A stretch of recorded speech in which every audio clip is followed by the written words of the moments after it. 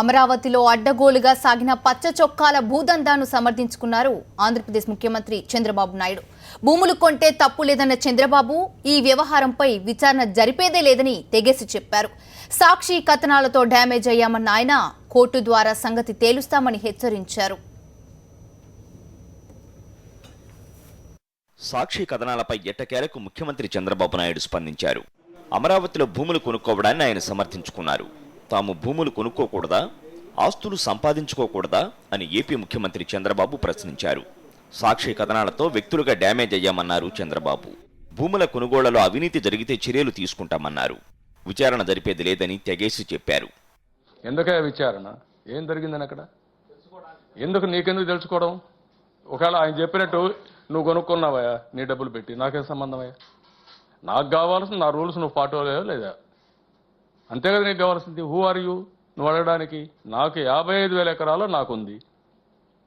బుద్ధి లేకుండా లోకేష్ పైన పెట్టారనుకో, ఏముందంటే చెప్పండి, అటాచ్ చేసిన భూమిని ఆయన పేరు పెట్టి రాస్తే నీకు ఆనందమా? ఎక్కడే పోతున్నారు మీరు? నీ ఇష్ట ప్రకారం చేయడానికి కదా. అంటే నువ్వు ఏదో రాసేసా ఎంక్వైరీ చేయండి. ఎంక్వైరీ ఏం ఎంక్వైరీ చేస్తావా? దానికి ఎంక్వైరీ సిబిఐ ఎంక్వైరీ చేయాలి. ఇంటర్నేషనల్ ఏజెన్సీ తీసుకొద్దాం ఎంక్వైరీ. చెప్పా కదా, అటాచ్మెంట్లో ఉంది అగ్రిగోల్డ్. బుద్ధి ఉందా నీకు రాసేవాడికి? ఇంకెక్కడ నువ్వు ఆస్తులు కొనకూడదు, వ్యాపారమే చేయకూడదు అంటే ఎవరు కుదురుతుంది? వ్యాపారం చేయకూడదు నువ్వు. రాష్ట్రంలో పెన్షన్లు టీడీపీ కార్యకర్తలకు ఇస్తామన్నారు.